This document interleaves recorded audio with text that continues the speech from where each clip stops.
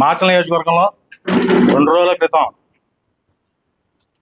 పసలపాడు గ్రామంలో తిరణాల సందర్భంగా ఆ రోజు నైట్ 8 గంటలకి వెల్లుల్లితో మా శాసనసభ్యులు జోలగడ బ్రహ్మానందరెడ్డి గారు బయలుదేరారు.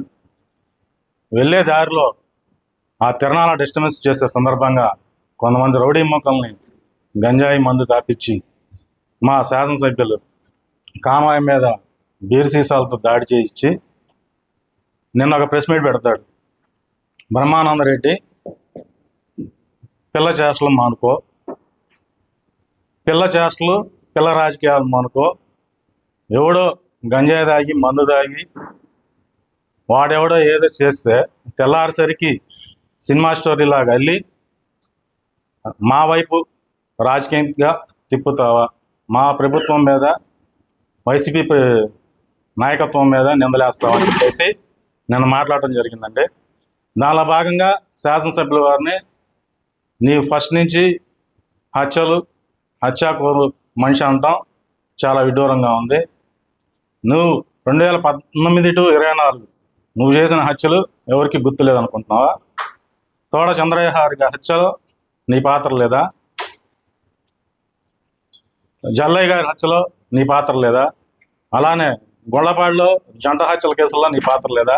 ఆ పాత్రలో భాగంగా నిన్నటిదాకా నువ్వు మీ తమ్ముడు ఇద్దరు కూడా రిమాండ్లో ఉండి బెయిల్ మీద ఇలా బయటకు వచ్చి నియోజకవర్గం మొత్తం కలే తిరిగి ఎక్కడ పడితే అక్కడ కుల రాజకీయాలు, విధ్వంసాలు, పిల్ల బ్యాచ్లను వేసుకొని వాళ్ళని రెచ్చగొట్టి సోషల్ మీడియాలో ఇటువంటి పోస్టులు పెట్టి ఇటు కూటమి ప్రభుత్వానికి జనసేనకి వివాదాలు సృష్టించుకుంటా నిన్ను స్వేచ్ఛగా మా నాయకుడు చంద్రబాబు నాయుడు గారు కానివ్వండి, నియోజకవర్గ శాసనసభ్యులు జోలకండ బ్రహ్మానందరెడ్డి గారు కానివ్వండి, ఈ రాష్ట్రం అభివృద్ధి పొందాలి, ఈ రాష్ట్రానికి పెట్టుబడులు రావాలి, ఈ రాష్ట్రంలో యువతకు ఉద్యోగాలు రావాలి, వేరే రాష్ట్రానికి వెళ్ళి మనం బానిస బతుకు పర్లేదని చెప్పేసి మీరు ఎన్నో అరాచకాలు మీ ప్రభుత్వం చేసినప్పటికి కూడా మిమ్మల్ని స్వేచ్ఛగా ఈ నియోజకవర్గాల్లో కానీ ఈ రాష్ట్రంలో కానీ తిరిగేలా చేస్తుంటే మీరు ఇంకా తప్పుల మీద తప్పు చేసుకుంటా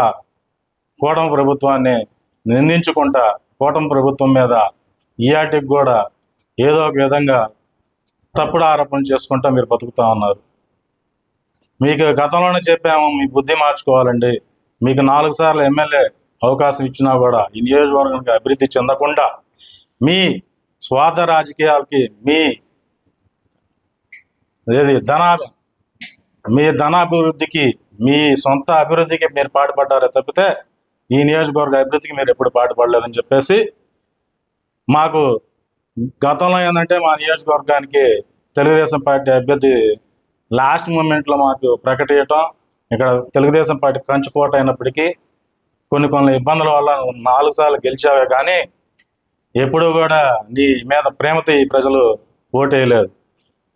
నిన్న 2019కి మా చంద్రబాబు నాయుడు గారు ఆ తప్పు తెలుసుకొని 2 సంవత్సరాల ముందే శాసనసభ్యుల నియోజకవర్గ జోలగడ బ్రహ్మానందరెడ్డి గారు ఇక్కడ పరిస్థితులను అర్థం చేసుకొని ఆయన డైరెక్ట్గా శాసనసభ అభ్యర్థి అని చెప్పి కార్యకర్తలకి నాయకులకి ఆయన గెలిపించుకోవాల్సిన బాధ్యత మీకు ఈ ట్రిప్ ఉందని చెప్పేసి అంటే ప్రజలందరూ నమ్మి ఆయనకు ఓటేశారు. ఆ నమ్మకంలోనే ఆయన ముందే చెప్పాడు ఎలక్షన్ ముందు నాడు నేడు నేను వచ్చినప్పుడు నేను దిగి 5 ఏళ్ళు పీరియడ్ అయిపోయే లోపల ఇప్పుడు ఎలా ఉంది తర్వాత ఎలా ఉందో చూసుకోండి అని చెప్పేసి ఆ మాట ప్రకారం ఈరోజు కూడా ఆయన ఎక్కడా కూడా వైసీపీ వాళ్ళని ఇబ్బందులు పెట్టకుండా వాళ్ళు చేసిన మా కార్యకర్తల మీద ఎన్ని ఇబ్బందులు పెట్టినా కూడా వాళ్ళని స్వేచ్ఛగా తిరగనిస్తుంటే దానిలో భాగంగా ఆయన అభివృద్ధి బాటే పడుతుంటే మీరు ఇంకా దాని చనువు చూసుకొని రెచ్చిపోవాలని చూస్తున్నారు.